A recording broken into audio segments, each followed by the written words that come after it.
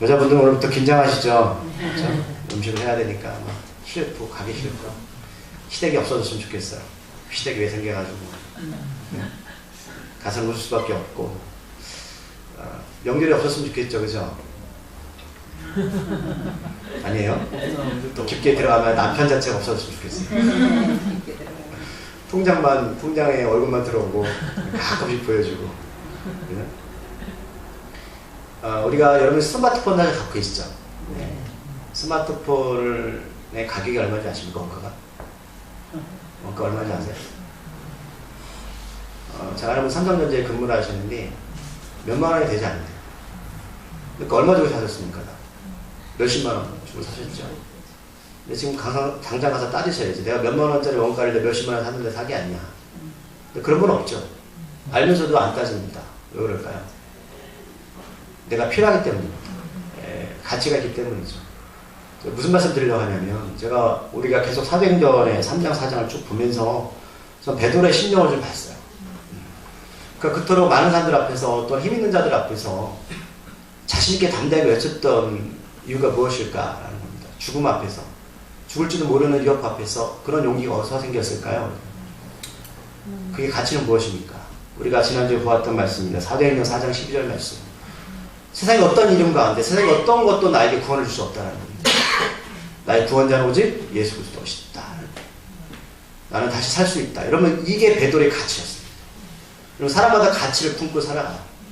어떤 이들의 가치는 돈이 될 수도 있고요. 어떤 이들의 가치는 성공일 수도 있고, 또 어떤 사람들의 가치는 쾌락이 될 수도 있습니다. 그렇지 않겠습니까? 여러분들 어떤 가치를 두고 사십니까? 그 가치가 우리 삶 가운데 신념으로 다가오는 거거든요. 신념이 되면 목숨까지 받습니다. 그러니까 무엇을 우리가 볼 때 왜 그렇게 살아라고 물어봐도요, 난 이게 더 좋으니까 살아가는 겁니다. 나는 더 행복해. 근데 우리가 볼 때는 어떤 사람들은 어떤 마약이나 또는 술이나 또 여자나 어떻게 보면 우리가 볼 때는 알 수 없는 그 가치를 품고 사는 사람이 있는가 하면, 어떤 이들은 볼 때에 더 오지로 가서 죽어가는 영혼들에 살아가는 사람들이 있다는 것이죠. 그것은 사람들의 가치입니다. 그것이 옳다 그렇다 제가 말씀드리는 게 아니라 과연 우리는 어떤 가치를 품고 살아가고 있는가, 그게 중요하다는 거예요. 베드로는 분명하게 그의 가치는 부활하신 예수를 만났고 내가 죽은 이후에 하나님 앞에 설 것이다 라는 확신이 그에게 있었습니다. 그렇다면 그것을 준비해야죠. 그에게 그 인생의 가치였다는 겁니다. 그리고 오직 자신을 구원해줄 일은 다른 것이 아니라 오직 예수님밖에 없다라는 겁니다. 만약 우리 안에 그런 가치가 있다면 교회 나오세요, 말씀 보세요, 기도하세요. 여러분 그럴 필요가 전혀 없습니다. 왜요? 오직 우리의 삶의 우선순위는 바로 주님과 함께 동행하는 것입니다. 어린아이들처럼 무엇을 해라 마라 할 필요가 전혀 없다는 것이죠. 내가 만약 여전히 하나님의 관계 속에서 인생의 가장 우선시 가치를 어디에 두냐에 따라서 그것은 달라질 수가 있는 것이고요. 관계는 달라질 수밖에 없습니다. 부부관계도 마찬가지입니다. 내가 인생 가운데서 가장 사랑하고 아끼는 존재가 내 아내, 내 남편이라면 모든 것들을 내 아내와 남편을 위해 살아갑니다. 그렇죠? 음식도 마찬가지고요. 또 내가 좋은 것이 있으면, 좋은 물건이나 음식이 있으면은, 이 사람 같이 와서 음식을 먹을 것, 또 그 선물을 사다 주겠죠. 그 가격이 비싸더라도 그 아내나 남편의 가치가 더 크기 때문에 그런 행동을 하는 겁니다. 그런데 그 가치가 내 인생 가운데 우선순위가 되지 않으면 어떻게 될까요? 좋은 게 있어도 생각나지도 않고 남편과 아내는 관계없이 내가 원하는 일만 위해서 살아갑니다. 그렇죠? 어떤 자들에게는 십자가의 그 도가 미련한 것이고, 어떤 사람들에게는 그 십자가도 어떻게 나 인생의 구원의 길을 여는 겁니다. 그래서 오늘 베드로가 제가 볼 때는 3장 4장에서 끊임없는 사람들 앞에서 이렇게 당당히 외칠 수 있었던 것은 나의 죽음보다도 내 예수 그리스도가 내 인생의 가장 우선시되는 가치 있는 존재다라는 겁니다. 여러분 한번 스스로에게 물어보세요. 내 인생의 가치, 인생의 가장 우선순위가 무엇일까라는 겁니다. 저는요, 가족도 소중하지만 저에게 개인적으로 가장 우선시되는 것은 영원한 생명 얻는 것입니다. 죽음 위에 저에게 닥칠 천국과 지옥의 문제는 저희 아내나 가족도 저를 그 문제를 해결해 줄 수 없습니다.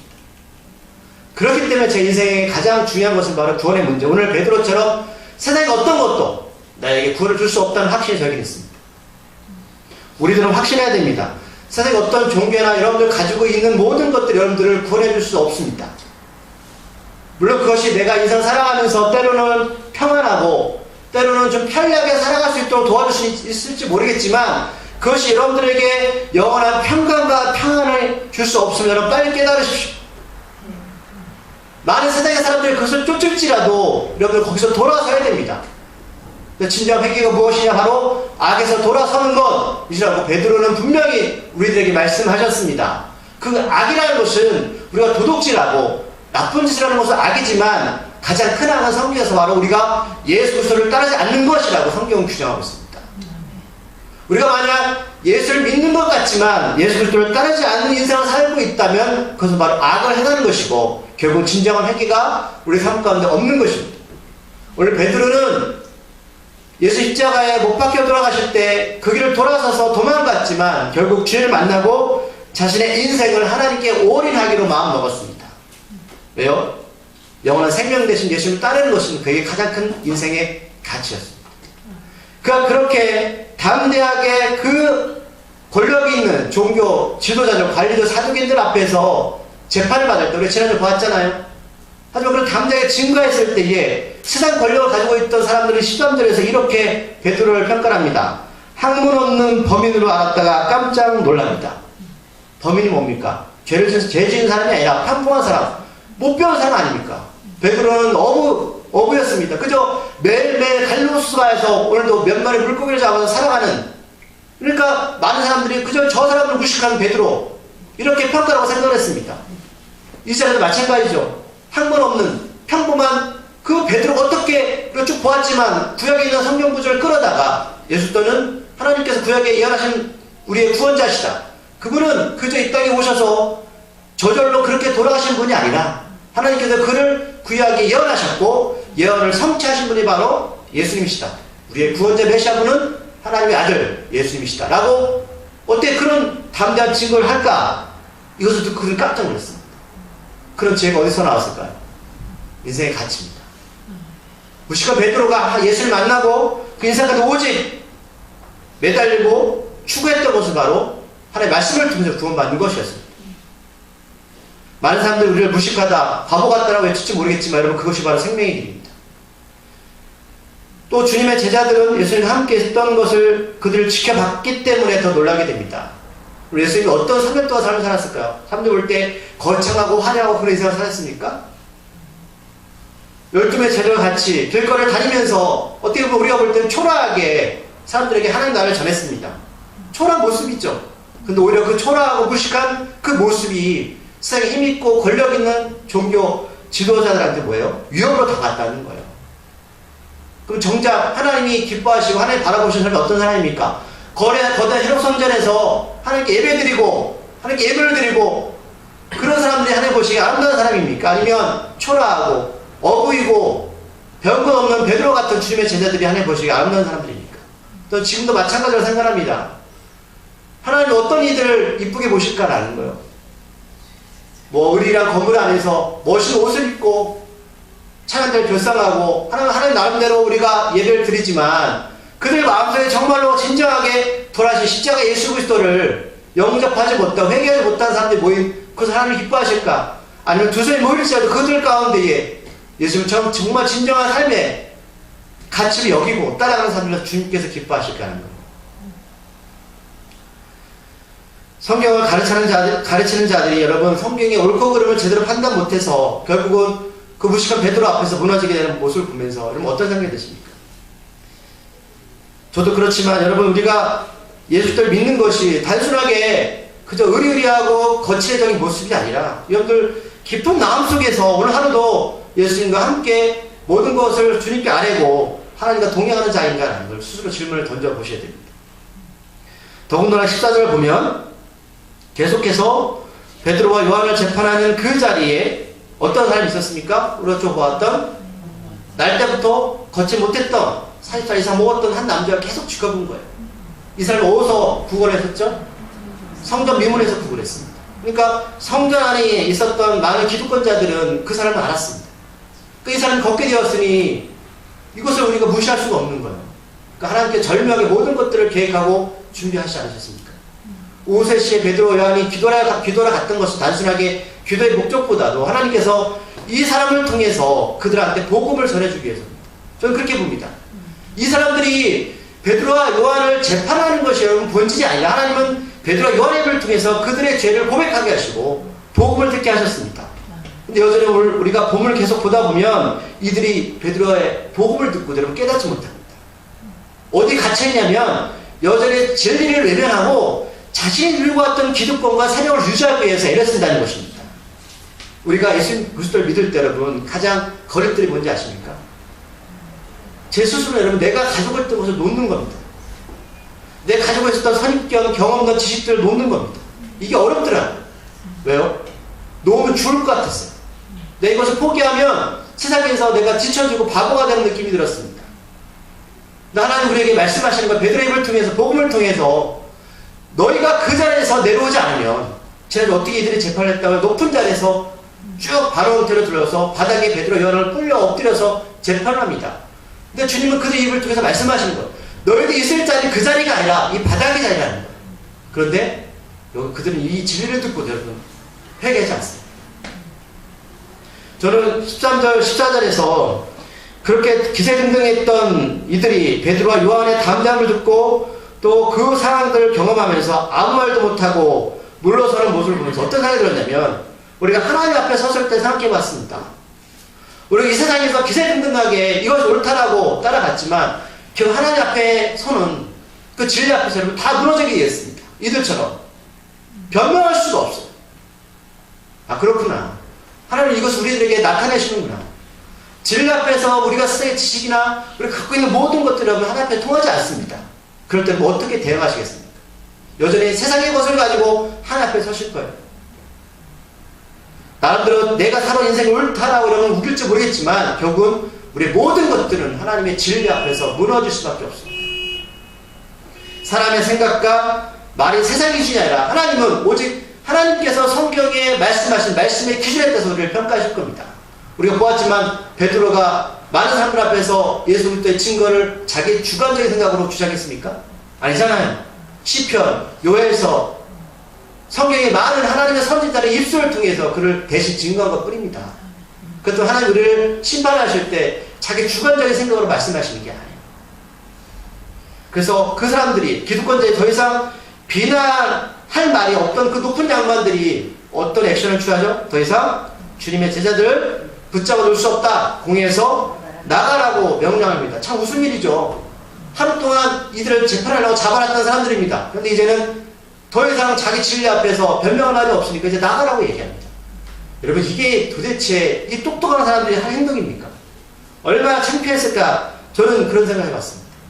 그러면 여기까지 왔으면 그래도 우리가 잘못되었구나 라고 생각하면 돌아서는 게 여러분 현명한 사람 아닙니까? 근데 이들이 어떻게 행동하는지 아세요? 15절 후반절에 보면 이렇게 그들은 행동을 합니다. 서로 위논합니다. 위논이 뭐냐면 비상대책 회의를 하는 거예요. 다 내보내고 어떤 회의를 할까? 우리가 잘못했다. 우리가 잘못되었다. 우리가 메시아 대신 예수 그리스도를 죽였다. 우리가 돌아가야 된다. 회개하고 진정한 하나님 원하시는 그런 종교인으로 돌아가야 된다. 신앙으로 돌아가야 된다. 라는 회의를 했을까요? 아닙니다. 그 일을 알 수 있는 것은 15절 후반절에 아이는 일들을 보면 이들이 어떤 회의를 했는지 결과가 나왔습니다. 이것이 깝깝한 것이죠.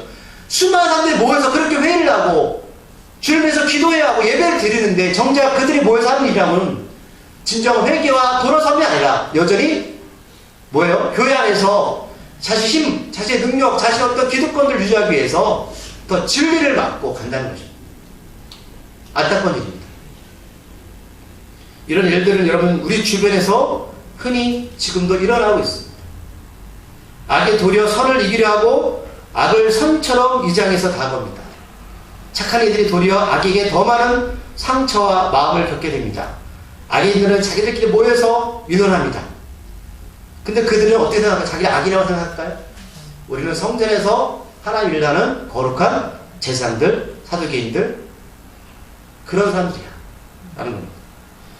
우리가 지난주에 구원에 관해 말씀을 드릴 때에 사람들은 이런 착각을 합니다. 나는 하나님을 아는 것 같지만 종교적인 관습을 바라보고 살아가는 사람들 스스로 악도 인정하지만 악에서 벗어나려 하지도 않고 악한 이들이 하나님의 심판을 받아서 어려움을 겪고 죽음의 직면에 가는 것을 보면서도 나는 절대로 그런 일이 일어나지 않을 거야 라는 착각 속에 빠져 살아간다. 그런데 이런 이들이 교회 안에 있다니. 교회 안에. 마음에 찔림이 있어도 그 찔림이 지금 성령께서 악에서 돌아오라고 하는 사인임을 알면서도 지금 내가 누르고 있는 이 쾌락들을 놓칠 수가 없어서 헤어나오지 못합니다. 죄를 위해서 유능하고 싸우는 것이 아니라 지금 자신들이 누리고 있는 이 종교적인 기득권을 계속 유지하기 위해서 불법적인 방법을 계속 찾으려고 합니다. 저희 교단에 지금 그런 일이 벌어지고 있죠. 저 너무나 놀랐던 게 그 목사님이 그 설교를 하니까 그 교인들이 모두 아멘이라고 대답을 합니다. 무슨 일이죠? 어떤 교회 권사들이 모여서 하는 말이 자기들의 입으로 성도 한 명 죽이는 일도 아니다. 경험한 일입니다. 물론 농담 반 진담 반으로 하는 소리였지만 얼마나 끔찍하고 무서운 표현입니까?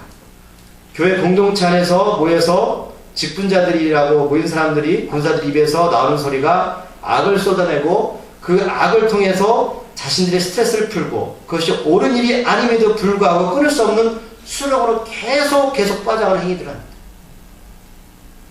그들이 그 악을 모를까요? 그런데 이들이 베드로와 요한을 내보내고 그럼 따로 유언하는 것이 무엇일까? 무슨 유언을 했을까? 우리가 16절, 17절 말씀에 이들이 유언했던 내용이 오늘 성경에 기록되어 있습니다. 말씀을 다 같이 두 구절 읽어볼까요? 16절, 17절까지 말씀입니다. 시작. 이 사람들을 어떻게 할까? 그들로 말미암아 유명한 표적, 나타난 것이 예루살렘에 사는 모든 사람에게 알려졌으니 우리도 부인할 수 없는지라. 이것이 인간에 더 퍼지지 못하게 그들을 위협하여 이후에도 이름으로 아무에게도 말하지 말게 하자 하고. 아멘. 자, 우리가 오늘 16절 말씀을 보면 지금 이들이 했던 행위들의 잘못을 이들이 알고 있습니까? 모르고 있습니까? 알고 있죠. 우리도 부인할 수 없다. 무엇을 부인할 수 없다는 얘기입니까? 부활과 40년 이상 걷지 못했던 사람이 예수 그리스도의 이름으로 걷게 되었던 사건입니다. 우리도 부인할 수 없다. 알고 있습니다. 알면서 이런 일을 행합니다. 제가 그래요. 자, 사람은 저도 마찬가지지만 모르면 가르치면 됩니다. 그렇죠? 몰랐으니까 실수도 할 수 있고 몰랐으니까 죄 지을 수 있습니다. 저도 죄 많이 짓거든요. 하루에 몇 명 많이 죽입니다. 앞속으로. 그런데 더 어려운 것은 이들처럼 뭐예요? 알고 있습니다. 악을 알고 있습니다. 그런데 그들 어떻게 할 겁니까? 가르쳐서 돌아올까요? 아니요. 자, 베드로와 요한, 주님의 제자들을 어떻게 할까? 분명히 이들이 어떻게 할까라는 생각이 말될 수 있는 어떤 생각이 드십니까? 이거 죽여버려야 되는 거 아니냐. 이 진리를 묻어야 되는 거 아니냐. 이렇게 생각을 했겠죠. 어떻게 할까? 선한 행위로 말하는 게 아닙니다. 그럼 왜 유업을 가할까요? 왜 이들이 유업을 가야 됩니까? 그냥 두면 안 됩니까? 왜 유업을 가할까요? 주님의 제자들로 말미암아 표적이 나타났는데 이 표적이 예루살렘에 아는 모든 사람이 알려졌다. 그러면 주님의 제자들은 어떻게 표적을 나타내게 했습니까? 자기 능력으로요? 힘으로요? 예수 때 이름으로. 예수는 죽었잖아요, 지금. 죽은 존재가 무슨 힘이 있습니까? 이제 내일 보면 많은 사람들이 죽은 귀신에 의해서 이제 절을 하고 음식을 차려놓습니다. 그럼 죽은 존재가 힘이 있습니까? 힘 없습니다. 뭘 그렇게 두렵습니까? 이 표적 우리도 잘 압니다. 바로 40세 이상 못 걷던 사람이 걷게 되었습니다. 그렇게 자신들도 아니라고 말할 수 없었고 분명히 사실을 인정하는 대목입니다. 인정은 하지만 인정하게 되면 아까 말씀드렸지만 자기의 모든 것들이 무너지게 됩니다. 그래서 인정 안 하는 겁니다. 이런 회개가 뭐예요? 내가 걸어왔던 삶을 십자가 앞에서 여러분 다 부인하는 겁니다. 자기 부인이 여러분 회개입니다. 근데 사람들이 그래요. 진정 회개라고 제가 말씀드리지만 사람들 간에 하나님과의 관계에도 여러분 고백하시고 죄를 고백하셔야 되지만 만약 사람들 간에 죄가 있다면 그것도 사람 앞에 고백하셔야 돼요. 이게 회개입니다. 사람들은 착각합니다. 아, 내가 잘못했으면 교회 나가서 하나님께 회개하고 용서를 빌면 나 회개의 모든 것이 끝났다. 하나님 그렇게 말씀하셨어요? 아니에요. 네가 만약 누구에게 빚을 졌으면 빚을 갚으라는 거예요. 이게 진정 회개입니다. 여러분들 만약에 지가 살아오시면 저도 마찬가지로 어떤 잘못을 하셨다면 하나님의 관계만 회복하는 것이 아니라 사람들과의 관계도 회복하셔야 됩니다. 근데 그것이 저절로 회복될까요? 아니요. 그럼 죄를 그 사람 앞에서 용서해 주십시오. 이건 하나님 우리에게 바라시는 겁니다. 이들이 예수님이 다시 사신 것이 거짓이라면 그 이름이 널리 퍼져나가는 것이 두려울 필요도 없고 막을 필요도 없었습니다. 거짓을 말하는데 이렇게까지 많은 예수님을 죽이는 일에 관여한 사람들이 모여서 윤할 필요도 없고 그냥 냅두면 됩니다. 저것들 거짓말하는 자들이야. 잡아다가 가두면 돼요.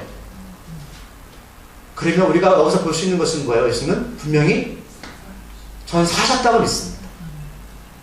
그래서 초대교회에서 제가 말씀드렸지만 갈등은 뭐냐면 예수님이 무덤이 있다 없다가 아니었어요. 어떤 갈등이었어요? 너희 예수님 이름 전하지 마. 제자는 여전히 전하면 이 갈등이었습니다. 예수님 부활의 갈등은 없었습니다. 그런데 이들이 피할 수 없는 것들은 지금 자신의 눈앞에서 하나님이 살아계셨던, 그러니까 주님이 살아있던 일들이 지금도 벌어져 있다는 사실입니다. 우리들이 그렇게 흔하게 부르고 말하는 예수님 이름이 그렇게 대단할까? 고작 나사렛이라는 보잘것없는 동네에서 태어났고 목수의 직업을 가진 예수님이 이토록 두렵고 세상 사람들에게 두려움의 대상이 된 것은 어쩌면 저는 이것을 보면서 뭘 느꼈냐면 교회를 우리가 하나님 앞에 섰을 때 어떤 이들이 예수 우리의 구원자 이름이 될 거고 어떤 이들은 예수의 이름이 두려움의 이름이 될 겁니다. 지금까지 보았던 예수님은 하나님께서 우리들을 이 땅에서 회복시키고 구원하시기 위해서 창세 때부터 계획하시고 준비하셨던 구원자시다. 정말 인생을 모두 드릴 만큼 가치가 있는 분이 바로 예수 그리스도시다 라는 것이 베드로 요한의 믿음 안에 있었습니다. 예수님 이름이 선포된 그 자리에서 여러분 새로운 생명의 역사 일어나고요. 우리가 봤던 새로운 날 회복의 역사가 일어나기 시작했습니다. 그렇다면 우리 가정이 됐든 그 아가 됐든 정말 진실하게 예수 그리스도 이름을 믿는 그 순간에 하나님 우리를 새로운 날 회복시키실 겁니다. 근데 우리가 이 회복은 부분적 회복을 말씀드렸잖아요. 그래서 부분적 회복을 하나님께서 완전하게 회복시키는 그날 우리 하나님 나라 가는 날까지 도와주시기 위해서 무엇을 주셨다고요? 성령 돕는 자를 주셨습니다. 어떤 이들은 믿음이 좋아도 병 걸려 죽을 수도 있고요. 사고 나서 죽을 수도 있지만 우리 인생은 부분적인 인생입니다. 완전한 그 인생은 하나님 나라 가는 그날입니다. 하나님 나라를 맛보고 실제적으로 우리들이 삶 가운데 경험하게 되는 그날을 우리가 지금부터 준비하고 경험하는 겁니다. 그런데 예수님 이름이 두려운 사람들은 18절에서 이런 결과를 만들어냅니다. 나가고 했던 주님의 제자들은 어떻게 해요? 불러다 다시 경고합니다. 뭐라고 경고하죠? 예수님의 이름으로 말하지도 말고 가르치지도 말라. 위협합니다. 우리가 마태복음 28장에서 예수님께서 우리에게 말씀하셨던 장면 기억하십니까? 승천하시면서 뭘 말씀하셨어요? 너희들 내게 배운 것을 어떻게 해요? 가르쳐 지키게 하라. 반대죠. 우리는 세상에 나가서 예수의 이름을 말하고 가르쳐야 됩니다. 그런데 도리어 악한 세력들은 그것을 막게 하고 있습니다. 그런데 만약 우리가 입술로 세상에 나가서 성령의 도움을 통해서 여기서 말하는 것이 두렵고 가르치는 것이 두렵다는 것은 뭐예요? 우리가 여전히 하나님 앞에 온전하게 주님과 동행하는 일들이 막겠다는 뜻입니다. 그럼 왜 우리들은 예수님의 이름을 당당히 영광스럽게 말하거나 가르치지 못할까? 19절에 보면 그 이유를 베드로 요한이 명확하게 설명합니다. 왜 그런 용기가 없을까? 예수님의 이름을 단지 사람의 말로 받아들이고 살기 때문이라고 19절 말씀하셨어요. 그렇죠? 베드로 요한이 그에게 답을 하잖아요. 내가 너희들 말을 들을까? 하나님의 말씀을 들을까? 어떤 것이 옳은 것이냐는 거예요. 예수님의 이름을 하나님께서 우리들에게 주신 하나님의 말씀을 인정한다면 세상에 나가서 우리는 그걸 담대하게 말할 수 있습니다. 그런데 뭐가 더 옳기 때문에 담대하지 못할까요? 사람의 말입니다. 그들의 권력, 그들의 힘, 그들이 가지고 있는 능력들입니다. 두렵죠. 또 베드로 요한은 두려워하지 않아요. 그러니까 너무 이상한 거예요. 미친 거 아니야? 걷지 못했던 사람을 걷게 한 것은 은과 금이 아니었습니다. 기억나시죠? 그 걷게 했던 것은 뭐였습니까? 나사렛 예수 그리스도의 이름이었습니다. 근데 우리는 어떤 것에 더 비중을 두고 살고 있냐? 표현을 하지만 그 이름을 우리들에게 지금까지 구걸하면서 살아왔던 나에게 발목에 힘을 주어서 이제는 구원의 인생이 아니라 성전에 들어가서 하나님을 만나고 찬양하고 걷게 하는 능력을 부여하였습니다. 그냥 성전 밖에서 평생 구걸하면서 그렇게 살아가는 인생이냐, 아니면 내가 성전 안으로 들어가서 인생이냐 라는 갈등입니다. 그럼 예수님을 어떻게 믿어야 될까라는 겁니다. 어떻게 믿는 것이 믿는 겁니까? 요한이 요한복음 1장 10절에서 우리들에게 그 말씀하시는데 이 장면입니다. 영접하는 자, 그 이름을 믿는 자들에게는 하나님의 자녀가 되는 것을 주셨다. 우리가 자세히 분석할 필요가 있습니다. 뭐냐면 예수님을 영접한다는 것을 요한은 이렇게 평가합니다. 예수님 영접한다는 것은 곧 뭐다? 예수님의 이름을 믿는 것 같다라는 것. 영접이 뭐냐? 영접한 것 같대라고 말하는 게 아니고요. 여러분들이 예수 때 이름을 믿는 것은 바로 예수님을 영접하는 것입니다. 그런데 이 말씀이 잘못 사용되는 바람에 어떤 이들은 잘못된 구원의 확신을 주기도 합니다. 자, 우리 영접기도 한번 합시다. 따라하면 당신 구원받았습니다. 이렇게 선포합니다. 이거 잘못된 겁니다. 무슨 말씀이냐면 오늘 요한복음 1장 10절에 했던 이 요한의 말을 먼저 11절 말씀 이해하셔야 됩니다. 요한복음 1장 11절에 이렇게 기록하고 있습니다. 자기 땅에 오매 자기 백성이 영접하지 아니한다. 이 백성은 유대인들이거든요. 자, 그렇다면 영접하다는 뜻은 어떤 뜻이냐? 이것은 한쪽으로 데려가다, 환영하다 이런 뜻이 있습니다. 자, 예수님께서는 자신의 이름을 믿는 사람들을 하나님의 집으로 어떻게 해요? 데려가는 것을 뜻합니다. 우리는 하나님 집으로 바로 갈 수 없습니다. 예수님께서 우리를 자신의 이름을 믿는 자들을 모아서 하나님의 집으로 인도하십니다. 그래서 요한복음 14장 3절에 이렇게 말씀하셨습니다. 가서 너희를 위해서 거처를 예비하면 내가 와서 너희를 내게로 영접하여 나 있는 곳에 너희도 있게 하리라. 자, 영접하여. 자, 예수를 믿는 자들은 먼저 예수께서 부활하셔서 하나님 나라에 계십니다. 그러면 나를 믿는 자는 내가 너희를 데리고 내가 먼저 거처를 예비해준 그 하나님 나라에 데려갈 거야. 이 뜻입니다. 그러니까 영접하다는 뜻입니다. 예수님 부활하셔서 하나님 나라에 계시듯이 우리에게 너희를 하나님 나라 가기까지 내가 인도해 줄 거야. 라는 겁니다. 그런데 유대인들은 예수를 영접하지 않았습니다. 우리는 생각해요. 근데 믿음이 없어서 그렇게 했죠. 그 차원이 아닙니다. 자, 유대인들의 사고방식을 여러분 아셔야 됩니다. 유대인들이 구원자로 누군가를 영접하는 뜻은 어떤 뜻이냐면 믿다라는 거, 그러니까 믿는다라는 뜻이잖아요. 그건 단순히 어떤 지성적으로 이해하고 그럴 것 같다 부흥적으로 믿는 게 아니라 자신의 모든 인생을 내가 구원자에게 따라가겠다. 내가 구원자한테 인생을 맡기겠다는 것이 바로 이들이 말하는 믿음입니다. 이해하세요? 유대인들이 예수를 영접하지 않았다는 것은 단순하게 우리가 교회 다닌다, 내 예수를 믿는다 이런 차원이 아니라 근데 내가 오늘부터 내가 예수를 믿겠다는 그 표현은 나의 모든 인생을 예수를 따르겠다는 뜻입니다. 이렇게 말씀하시는 거예요. 그러니까 요한복음 아까 1장 11절에서 요한이 유대인들이 예수를 영접하지 않았다는 것은 결국은 단순하게 그냥 예수 믿겠다 이런 말이 아니라 그들은 내 인생을 바치지 않겠다고 표현했다는 겁니다. 여러분들 지금 하나님 앞에서 내가 예수를 영접했다는 뜻은 내가 한마디로 난 예수님을 복음을 듣고 영접 기도하는 게 아니고요. 여러분들 그 말하는 그 순간에 뭐라고요? 나는 이제 모든 인생을 예수님께 맡기겠습니다. 내 생각, 내 경험, 내 모든 것들을 인생의 표준을 하나님의 말씀, 예수 그리스도의 말씀으로 살겠습니다라는 것이 여러분 바로 영접입니다. 그게 바로 예수님 이름을 믿는 것입니다. 그럼 얘들이 쉽게 예수를 믿을 수 있었을까요? 없었을까요? 없죠. 여러분들 지금 어디 가서 복음을 듣고 영접기도 한 번 하는 것이 예수를 믿는 겁니까? 아닙니다. 착각하지 마십시오.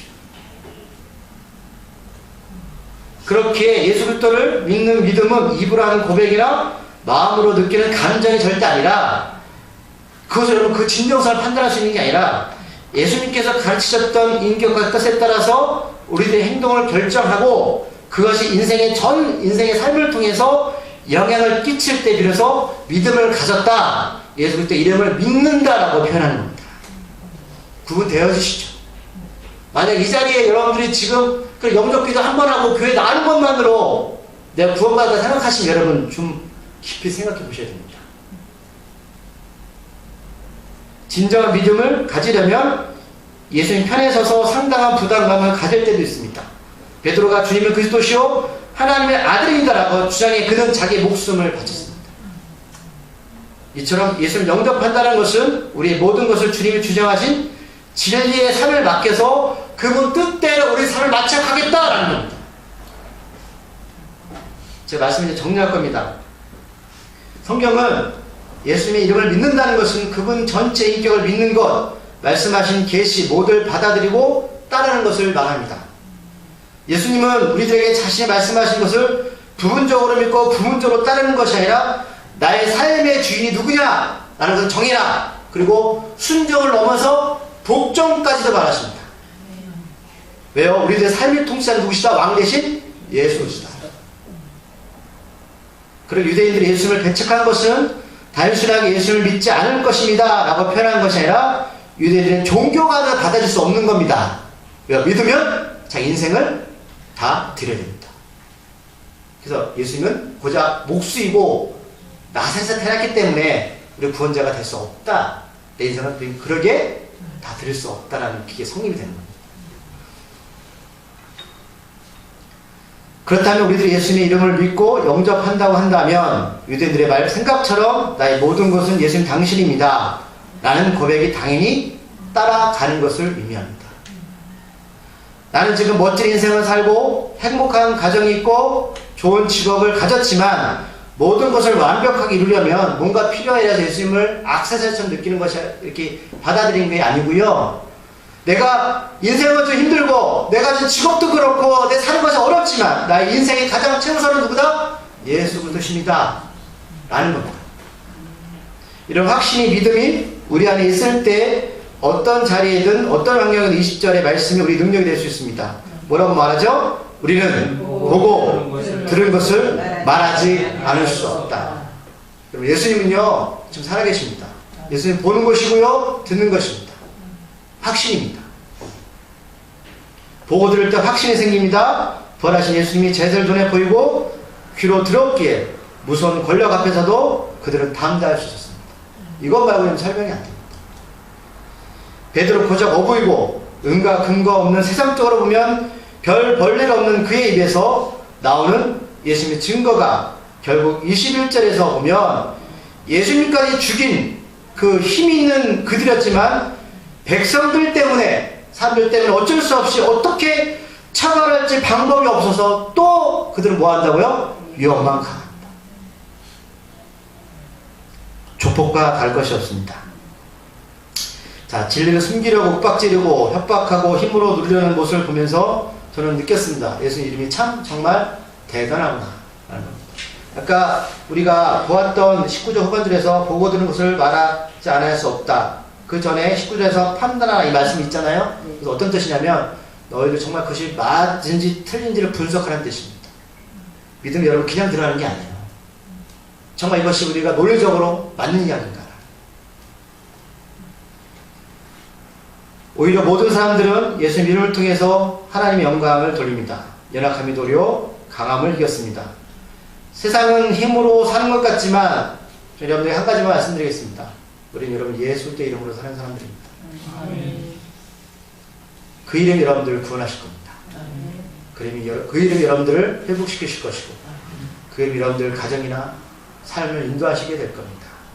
물론 여러분 제가 이렇게 말씀드리는 건 그 회복, 여러분들 바라는 회복이 절대 아닌 걸 말씀드립니다. 하나님의 방법으로, 하나님의 생각으로, 하나님의 계획으로 임하십니다. 때로는 하나님 우리가 원하는 것을 주지 않을 수도 있고 때로는 고생하고 고난의 길로 보낼 수도 있습니다. 하지만 하나님은 선하신 분입니다. 그분은 제자들을 결국 순교의 자리까지 보냈지만 세상적으로 보면 미련한 삶을 살았지만 그들은 요한계시록 보면 가장 귀한 상급을 받은 사람들입니다.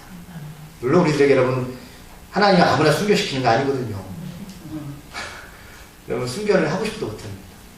어떤 하나님이 그런 기도 하셨대요. 하나님 저 하나님 앞에 순교하고 싶어요. 하나님 말씀하셨습니다. 뭐 진담이 농담인지 모르겠지만 그런 말씀이에요. 야 순교는 아무나 하니? 예수 그리스도의 이름이 여러분 삶의 지표가 되시길 바랍니다. 기도하시겠습니다. 하나님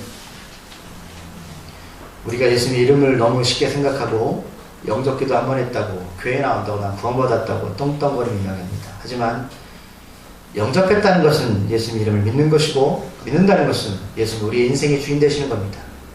예수님과 인격적으로 만나는 것이고 그분의 길을 가는 것입니다. 그 길이 때로는 고난의 길이고 힘든 길이지만 그 길을 따라하겠다고 고백하는 것이 바로 영접이고 예수 그리스도의 이름을 믿는 것입니다. 우리가 똑바로 믿고 똑바로 가게 하여 주십시오. 우리가 하나님 앞에 섰을 때에 아무리 변명할지라도 진리 앞에서는 다 무너지게 됩니다. 오늘 이들이 그것을 우리에게 보여주고 있습니다. 하나님의 길을 가게 하여 주시옵소서. 예수님의 이름으로 기도드립니다.